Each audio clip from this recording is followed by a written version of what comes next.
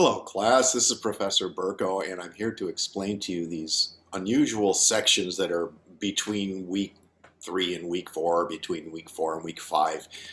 In summer school, it's not that easy to break everything up into 7-day segments where you do all the work one week and then you're finished and you move on to the next, partially because I have a lot of different students with different rates of learning and writing. And so some students race ahead and finish everything, and others are still slowly trying to catch up. And I want to make it flexible enough for you to be able to all succeed in the course and not get bored, but also not felt left behind. So it's a little complex, but in the long run, it benefits all of you. Those of you who want to race ahead and finish an essay this summer by July 7 for this assignment, go ahead if you feel confident.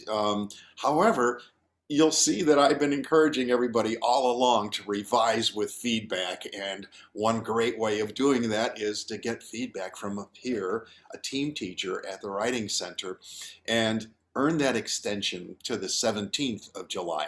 Now, that's pushing you pretty close to the end of the semester, and we still have to finish the research paper. So I wouldn't recommend like procrastinating and looking at the calendar and saying, oh, okay, I have until the 17th to work on this. On the other hand, you don't have to panic and say, oh my God, this paper is due. How am I going to finish it on the 7th? You've got a kind of a 10-day wiggle room gap in there to take your time, work your way through all the exercises that will prepare you to write the third essay, the formal argument essay. At the same time that you're drafting and revising essay number 3, though, you should be planning and moving forward on the research paper. So I highly recommend, if you've only spent 8 to 10, 11 hours in the week working on the assignments, don't just say, oh, I'm done, and fold it up.